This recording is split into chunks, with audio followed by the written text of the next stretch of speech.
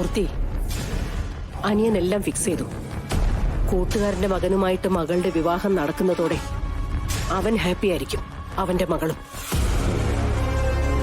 പക്ഷെ നമ്മുടെ കണക്കുകൂട്ടലുകളൊക്കെ ഇല്ലാതാകുന്നത് അതങ്ങനെ അനുവദിച്ചു കൊടുക്കാൻ പറ്റില്ല. ഇനി നമ്മളെ കൊണ്ട് എന്ത് ചെയ്യാൻ പറ്റും മാഡം?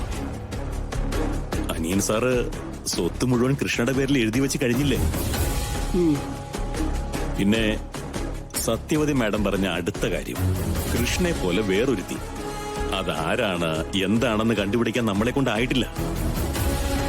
എല്ലാം നമ്മൾ അറിയാതെ നടക്കുന്നുണ്ടാ.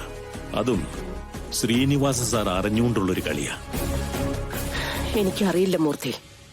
തൽക്കാലം നമ്മൾ ചിന്തിക്കേണ്ടത് നാളത്തെ വിവാഹ നിശ്ചയം മുടക്കുന്നതിനെ കുറിച്ചാണ്. എങ്ങനെ? മോതിരം കൈമാറാൻ അവൾ ഉണ്ടാവാൻ പാടില്ല.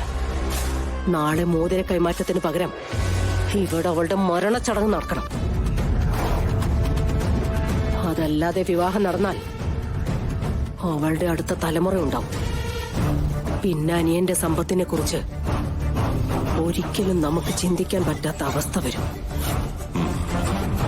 മറിച്ചാണെങ്കിലും മകൾ ചത്തുപോയാൽ ജീവിതകാലം മുഴുവനും അവൻ കരഞ്ഞുകൊണ്ടേയിരിക്കും. ചിലപ്പോ എല്ലാം വേണ്ടാന്ന് വെച്ച് നാടും വിടും. അപ്പൊ പിന്നെ ഞാൻ തന്നെയായിരിക്കും ഇതിന്റെ എല്ലാത്തിന്റെ അവകാശി.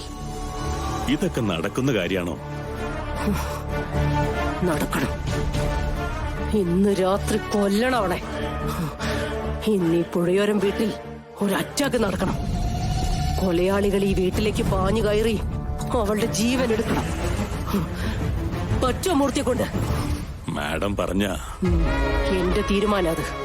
അതിന്റെ മുകളിൽ എന്ത് സംഭവിച്ചാലും എനിക്ക് പ്രശ്നമൊന്നുമില്ല. പിന്നെ എന്തിനാണോ ഇത്രയും കാലം നമ്മൾ കഷ്ടപ്പെട്ടത്? കള്ളക്കഥകൾ ഉണ്ടാക്കിയും തമ്മിൽ പിരിച്ചും ആ തെറ്റിദ്ധാരണയുടെ മുകളിൽ ഇപ്പോഴും അവരെ നിർത്തിയിരിക്കുന്നതിന്റെ ഉദ്ദേശം എന്താ? വെട്ടിയെറിയേണ്ടത് കൃത്യസമയത്ത് തന്നെ ചെയ്തിരിക്കണം. വേണ്ട കാര്യങ്ങളൊക്കെ ചെയ്യേ. ഇന്ന് പാതിരാത്രി, അതാണ് നമുക്ക് ജയിക്കാൻ നിശ്ചയിച്ചിരിക്കുന്ന സമയം. നാളെ നേരം വെളുക്കുമ്പോ കൃഷ്ണ ജീവനോടെ ഉണ്ടാവരുത്.